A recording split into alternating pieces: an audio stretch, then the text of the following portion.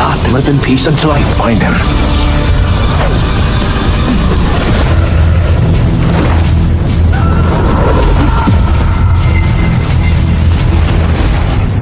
There are reasons each of us are born. We have to find those reasons.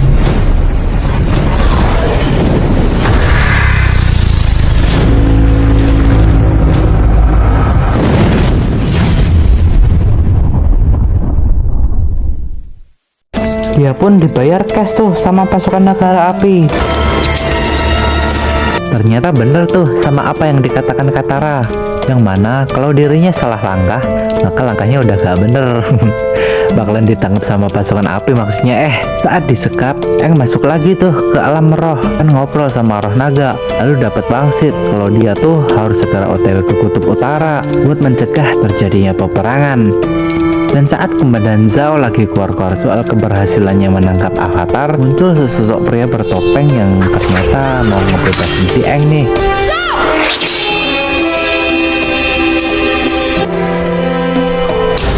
Tapi malah mereka dikepung.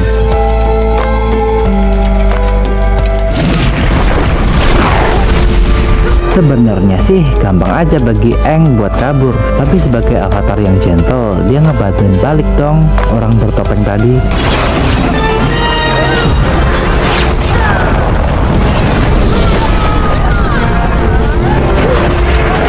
Lalu orang bertopeng tadi pakai trik dan ngancem bakalan ngebunuh Aang, dan akhirnya mereka bisa keluar tuh dari markasnya Zhao. Tapi sebuah panah membuatnya pingsan. Dan avatar yang kepo pun membuka topengnya itu dong. Oh, ternyata Pangeran Zuko. Lalu Aang pun membawanya ke tempat aman sebelum meninggalkannya.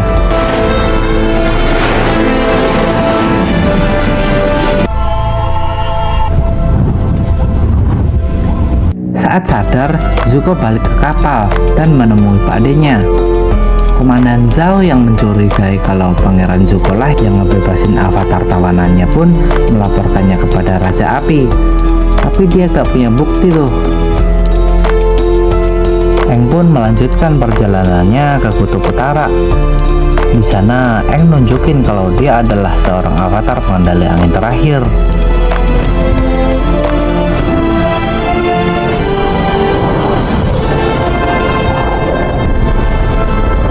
Mengetahui kalau kerajaan air utara kedatangan avatar, Putri Yue pun senang dan mereka pun disambut baik sama para pribumi. Sadar kalau kedatangan avatar berarti juga menuntun pasukan api untuk datang dan bergelut, mereka pun menyusun rencana. Hari demi hari di sana, Aang berlatih mengendalikan air, sementara Sokka malah PDKT itu sama Putri Yue. Dan yang ditunggu pun tiba, para pasukan panas patih datang dan menyerbu kerajaan kutub utara. Sementara itu, Zuko bilang kepada adiknya kalau dia tuh mau menculik Aang duluan agar gak keduluan sama Komandan Zhao. Lalu dia pun OTW dengan cara menyelam dan menyusup langsung ke dalam kerajaan. Saat semua pasukan air udah siap, Aang meminta izin ke belakang buat mencari wangsit dari roh naga dan dijagain tuh sama Katara.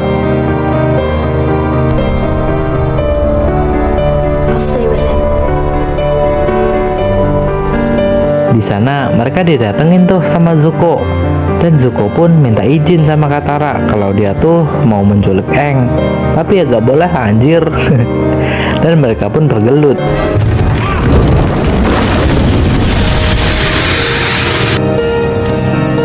Zuko berhasil ngebuat Katara lemas tak berdaya tuh. Dan dia membawa Aang yang lagi ngobrol sama roh naga. Dan di saat Aang sadar, dia kaget tuh dan bertanya-tanya, "Aku di mana? Aku di mana?" Lalu dia kabur karena yang ngejawab adalah Zuko. Zuko nyulik Aang mulu nih. Ada apa anjir? Di saat Aang dah terpojok, datanglah Katara, kan langsung membuat Zuko gak berdaya balik dong.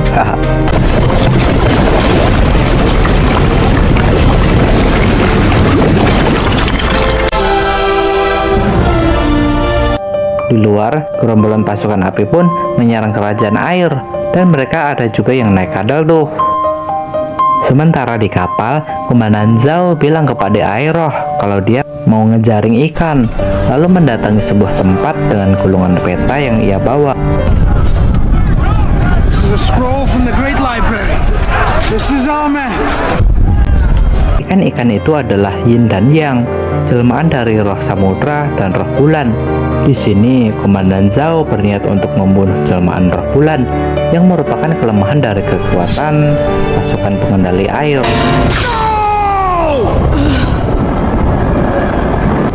Setelah dibunuh, kekuatan para pengendali air menghilang tuh.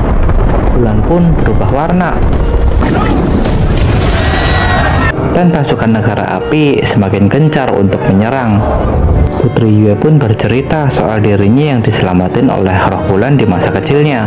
Lalu Pak De Aeroh pun mengingatkan kalau memang inilah takdir Putri Yue, yaitu untuk kembali menyelamatkan roh bulan meski harus mengorbankan hidupnya.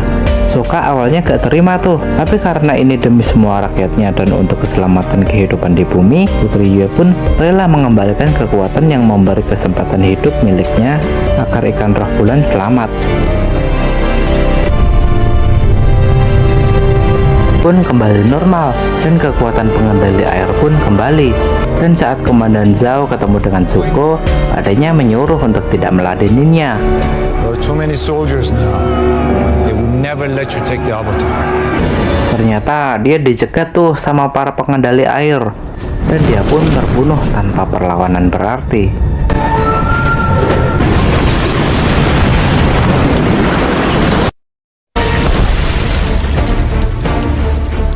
Di sisi lain, pasukan api yang terlalu banyak membuat pengendali air kewalahan.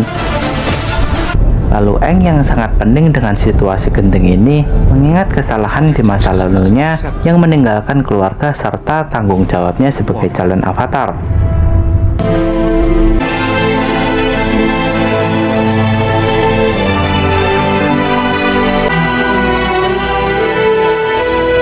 Lalu, dia membiarkan semua perasaan emosi yang selama ini ia pendam mengalir seperti air sehingga dengan kekuatan dan ilmu yang telah dipelajarinya mampu mengendalikan lautan yang digunakan untuk mengancam para pasukan dari negara api.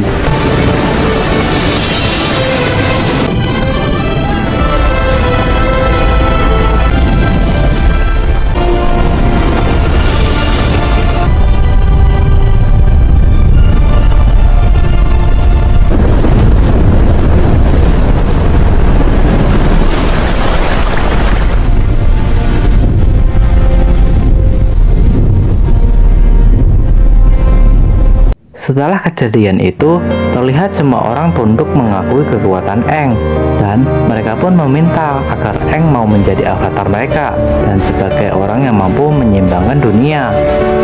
Dan film pun berakhir. Alhamdulillah.